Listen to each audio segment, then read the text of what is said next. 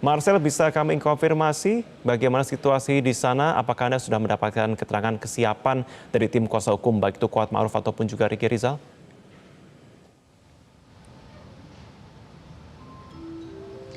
Ya, Marvin, saat ini terkait dengan siapa-siapa saja pihak yang sudah sampai, terkini terdakwa Kuat Ma'ruf sudah tiba di Pengadilan Negeri Jakarta Selatan dan dari pihak tim penasihat hukum Kuat Ma'ruf juga sudah berada di Pengadilan Negeri Jakarta Selatan. Kami juga sudah mencoba mengonfirmasi kepada pihak pengadilan siapa nanti terdakwa yang akan memulai persidangan terlebih dahulu. Kalau menurut informasi dari pejabat humas memang akan dimulai dari pihak terdakwa Ricky Rizal. Tapi tentu kita akan lihat nanti bagaimana kebijakan dari Majelis Hakim ketika akan membuka persidangan yang dijadwalkan akan mulai sekitar pukul 9.30 atau sampai dengan jam 10 pagi nanti.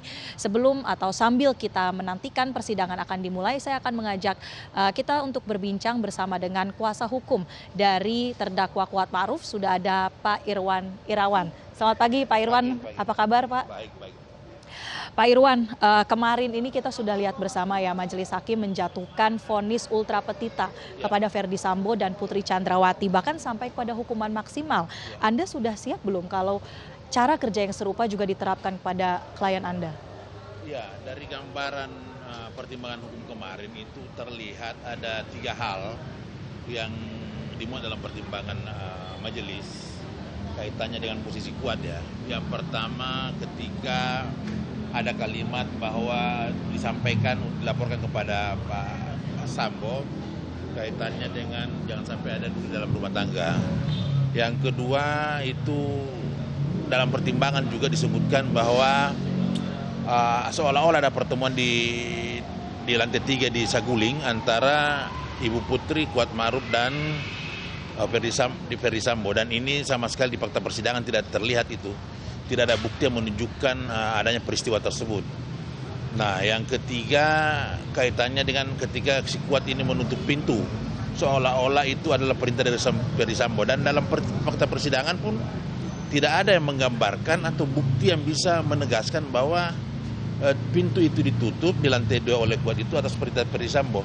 Nah, dari ketiga ini saya kira bisa memberikan gambaran kepada kami upaya kuasa hukum bahwa vonisnya nanti pun mungkin ya bisa lebih berat daripada apa yang sudah dituntutkan oleh jaksa penuntut umum. Bisa seperti itu dari gambaran yang ada. Tetapi dari semua pertimbangan itu kan sudah jelas. Nah, kalau ultra petita itu kan harus memberikan pertimbangan yang kuat ketika memberikan putusan ultra petita. Nah, itu yang harus diperhatikan oleh majelis hakim. Saya kira hal itulah yang mungkin memberikan gambaran kepada kami sebagai kuasa hukum bahwa bukan hal yang mengagetkan ketika nanti hakim memutuskan di atas dari tuntutan. Itu sudah kita prediksi sebelumnya. Artinya Anda sudah membuka kemungkinan, sudah menyiapkan diri juga dari tim ya, bahwa nantinya putusan bisa lebih berat daripada tuntutan jaksa penuntut umum. Tapi kalau kita juga berkaca pada persidangan kemarin, semua unsur pasal 340 Junto 55 ayat 1 ke 1 ini terpenuhi pada terdakwa Ferdy Sambo dan Putri Chandrawati. Anda sebelumnya mengatakan bahwa banyak sekali bantahannya dalam pledoi. Kuat Ma'ruf tidak tahu ada unsur perencanaan, tidak bertemu di Saguling. Apakah Anda masih yakin bahwa unsur kesengajaan ini tidak ada atau unsur dengan rencana lebih dahulu tidak bisa dibuktikan pada Kuat Ma'ruf? Ya, dari pledoi kami sudah bisa kami gambarkan bahwa Kuat Ma'ruf ini sama sekali tidak mengetahui adanya perencanaan atau adanya peristiwa yang akan terjadi di Duren 3. Nah, dari penggambaran di pledoi tersebut, dari fakta persidangan pun yang ada, tidak satu pembukti yang bisa menunjukkan bahwa Kuat Ma'ruf ini mengetahui akan terjadinya peristiwa Duren 3. Kenapa kami sampaikan seperti itu? Karena dari fakta-fakta yang ada, itu tidak ada komunikasi dari 3 lokasi yang diduga dimungkinkan munculnya perencanaan, yaitu Magelang, perjalanan ke Magelang Duren 3, Saguling dan di Duren 3 itu sendiri. Nah, dari keempat lokasi ini tidak satu pun komunikasi yang terjadi antara Kuat Ma'ruf dengan saudara Ferdy Sambo gitu kan. Satu-satunya komunikasi kan ketika dia dipanggil untuk memanggil Ricky dan si Joshua, hanya itu aja. Nah, di mana ya kita bisa menggambarkan bahwa dia punya kehendak bersama kalau dikatakan bahwa ketika menyampaikan kalimat itu kan bukan sesuatu yang ketika disampaikan bahwa menyampaikan kalimat itu kan wajar. Ketika majikannya menyampaikan bahwa dalam hal ini Ibu Putri menyampaikan bahwa dia berperilaku sadis, kan hal yang wajar. Oke. Bahwa adalah hal yang wajar apabila seorang ART itu meminta kepada majikannya untuk melaporkan kepada Pak Sambo dalam hal ini bahwa jangan sampai ada dulu dalam rumah tangga. Nah itu disampaikan. Kalau itu dianggap bahwa itu ada kehendak bersama mulai dari situ. Itu Anda menilai wajar? Itu hal yang wajar karena kan lebih tidak wajar kalau disampaikan jangan disampaikan ke Bapak. Kan lebih tidak wajar kalau ART itu menyampaikan ada kejadian kepada majikannya lantas dia minta itu ditutupi, itu kan lebih tidak wajar. Nah kalau ini dianggap sesuatu yang ada kehendak bersama, itu saya kira tidak pada tempatnya karena itu sesuatu yang normal aja. Ketika majikan kita mendapat musibah kita minta dia melaporkan kepada saudara Ferdy Sambo sebagai suami daripada Ibu PC. Nah dari situ. Kemudian kaitannya dengan pertemuan di lantai 3 di Saguling. Tidak satu pun bukti atau saksi atau petunjuk apapun yang bisa menggambarkan bahwa ada peristiwa itu. Karena waktu yang dijelaskan dalam CCTV itu hanya 3 menit. Dalam 3 menit itu sudah termasuk ketika dia naik dan turun lewat tangga biasa, bukan lewat lift ya. Nah dari 3 menit itu apa dimungkinkan? Ibu PC menjelaskan peristiwa Magelang, kemudian Pak Ferdy meminta Kuat melakukan sesuatu berdasarkan skenario, itu secara logis tidak masuk akal. Karena waktu yang dibutuhkan tidak mungkin hanya 3 menit untuk menjelaskan peristiwa Magelang oleh Ibu Putri dan untuk menjelaskan skenario oleh Pak Sambo kepada Kuat. Nah makanya hal-hal seperti ini kalau secara nalar tidak masuk akal. Dengan waktu 3 menit ada beberapa episode peristiwa yang harus dilakoni oleh ketiga orang ini. Seperti itu. Dalam tuntutan sebelumnya, jaksa sudah mempertimbangkan bahwa Kuat Ma'ruf sebetulnya tidak punya mens rea. Betul, tidak motif. Ya, betul. Mengikuti motif dari terdakwa lain. Oke. Tapi kita juga saksikan bersama majelis hakim mengatakan bahwa sudah ada kesamaan kehendak di Okmai bahkan sejak dari Magelang, bukan hanya di perjalanan atau di Saguling yang tadi Anda jelaskan. Analisa Anda seperti apa ada 2 perbedaan ini? Iya, dari seperti yang saya jelaskan tadi, bahwa kalau dianggap dia mengetahui atau meeting of mind itu dimulai dari mana, ini kan agak bingung majelis hakim menetapkan di mana mulainya ini persoalan perencanaan ini. Apakah kehendak bersama itu dimulai dari Magelang ataukah dimulai dari Saguling? Sehingga ketika Kuat ini ditarik dalam orang yang harus bertanggung jawab, di dua tempat ini tidak satu pun komunikasi dengan Ferdy Sambo.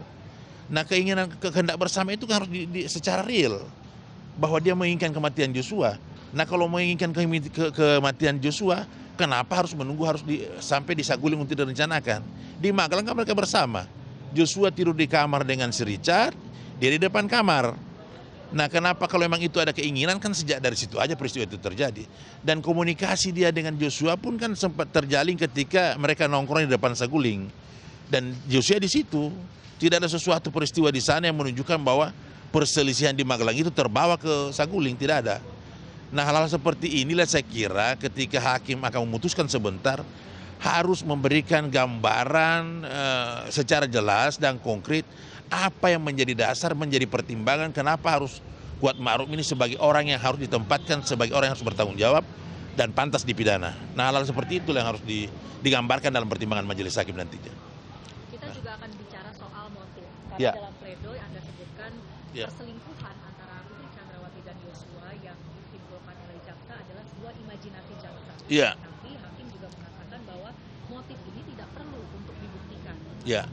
Analisa Anda seperti apa? Ya memang dalam unsur pasal itu motif tidak dimuat tidak disampaikan karena memang motif ini kenapa tidak dimuat karena tidak satu pun yang bisa menjadi dasar seseorang itu melakukan tindakan pembunuhan menghilangkan nyawa.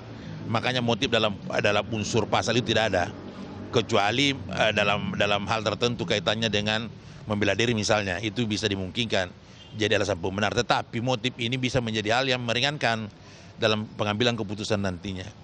Nah makanya kenapa kita sampaikan bahwa motif ini juga perlu dipertimbangkan, karena dari rangkaian peristiwa yang ada, dari bukti-bukti khususnya C4, itu dijelaskan bahwa keterangan Ibu PC ini kredibel. dari berapa metode yang pendekatan yang dilakukan oleh pada saat asesmen itu ditegaskan bahwa dari ketujuh metode yang ada itu layak dipertimbangkan keterangan, layak dipercaya keterangan daripada Ibu Putri bahwa dia mengalami kekerasan seksual.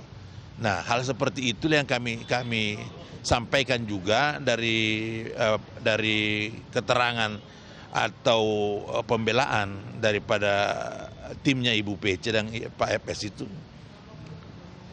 Pak FS itu yang menegaskan bahwa peristiwa kekerasan seksual yang terjadi di Magelang itu benar adanya. Itu yang disampaikan kan gitu dalam beberapa kesempatan persidangan termasuk dalam pledoi yang ada. Itu juga dijelaskan seperti itu. Dan itu Dan itu di